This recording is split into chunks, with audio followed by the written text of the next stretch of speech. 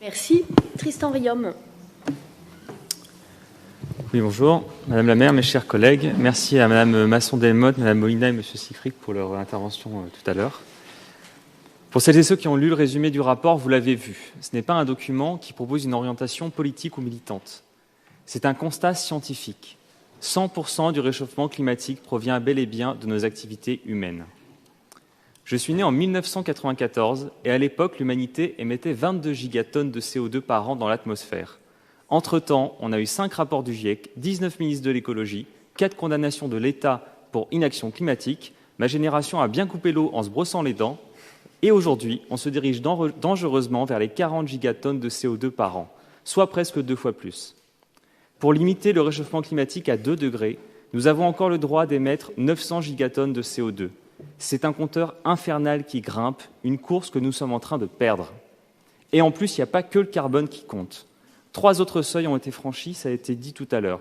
Le cycle de l'azote et du phosphore, la dégradation des sols et l'intégrité de la biosphère, qui comporte l'effondrement de la biodiversité. 68% des vertébrés sont aujourd'hui éteints et 90% des zones humides ont été détruites, et cela à des échelles de temps infimes dans l'histoire de notre planète. Nous devons prendre l'ampleur du changement nécessaire pour bien comprendre que des ajustements à la marge du système actuel ou quelques innovations technologiques ne suffiront pas. Il faut un véritable changement de société. Les études le montrent, passé un certain seuil, l'augmentation de richesse matérielle peine à créer des emplois, n'augmente plus le niveau de bonheur et détruit le vivant. Ressasser des concepts d'un autre temps ne fait qu'augmenter l'éco-anxiété grandissante dans notre jeunesse. 75% des 16-25 ans jugent l'avenir effrayant et la moitié d'entre eux n'ont tout simplement plus foi dans l'humanité.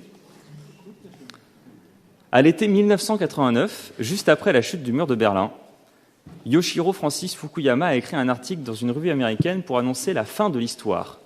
C'est une idée qui dit que l'histoire s'achève car nous aurions atteint un consensus universel sur la démocratie, l'ordre économique, le capitalisme, et que désormais tout ne serait qu'un long fleuve tranquille. Eh bien, le rapport du GIEC, ou les rapports du GIEC, nous montrent au contraire que l'histoire, elle est devant nous. Elles sont devant nous les décisions collectives de changement majeurs pour nos organisations. Là voilà la grande histoire, notre grand défi. Nous pouvons être la génération, les générations qui auront réconcilié l'homme et son écosystème, les générations capables d'écouter la science, d'écouter sa sensibilité, les générations capables de dépasser les impasses des 30 glorieuses et de placer enfin les curseurs à la hauteur des enjeux de l'avenir.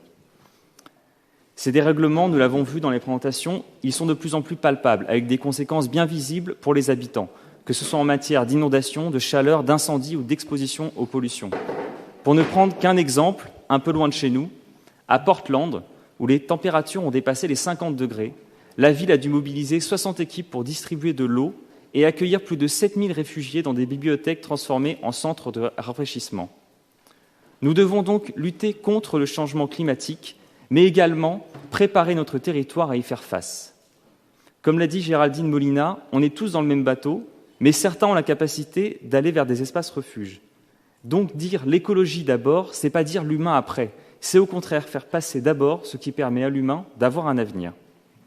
Et toujours en portant l'attention pour les plus fragiles d'entre nous, ceux qui sont le plus touchés par les conséquences de ces dérèglements. Précarité énergétique, accès aux soins et à l'alimentation de qualité, plus forte exposition aux pollutions, les plus fragiles cumulent à la fois insécurité sociale et insécurité écologique. Les Gilets jaunes avaient un slogan « Fin du monde et fin du mois, même combat ». Eh bien oui, parce que les plus pauvres de ce monde et les plus pauvres de notre pays souffriront en premier du changement climatique. Or, ce sont les plus précaires qui polluent le moins.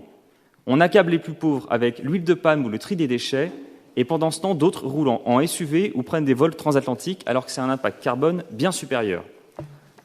Mais pour changer drastiquement de société, nous devons lutter contre certains préjugés qui favorisent l'inaction. Cette inaction, qui je vous l'ai dit, n'a que trop duré. Parmi 11 dénis identifiés par l'université de Cambridge, j'aimerais en citer 2. Premier déni, l'idée que la science et la technique vont nous sauver. Eh bien non. Les promesses spectaculaires de croissance verte des ingénieurs, entrepreneurs et même des designers ne nous sauveront pas. Parier notre avenir sur les technologies qui n'existent pas encore alors que nous n'avons plus le temps, c'est inacceptable. La prochaine grande innovation dans la téléphonie, ce n'est pas un téléphone 6G, c'est un téléphone qui dure et qui fonctionne vraiment pendant 20 ans. C'est donc vers l'économie de matière que nous devons orienter notre innovation. Deuxième déni. L'idée que l'action individuelle seule nous sauvera. Dire aux gens qu'il suffit de trier ses déchets et de passer à la voiture électrique tout azimut pour sauver le climat, c'est non seulement culpabilisant, mais en plus c'est un mensonge. Bien sûr, changer de comportement individuel, c'est important, mais ça ne suffira pas. Ce qui est en cause, c'est notre organisation collective, les institutions, l'État, la collectivité, les corps intermédiaires, les entreprises. À Cordemais comme à Saint-Nazaire, pensons à de réelles transitions pour les emplois et pas juste des salariés sur le carreau et une direction dans le déni. Le rapport du GIEC, on nous l'a dit, réaffirme aussi qu'il est possible d'agir. Et c'est quand même la bonne nouvelle, puisqu'il y a une bonne nouvelle. La question n'est donc pas de savoir s'il faut agir, la question n'est pas de savoir à quelle ampleur, mais la question c'est comment. Et je laisserai Delphine Bonamy compléter mon intervention plus tard. Merci.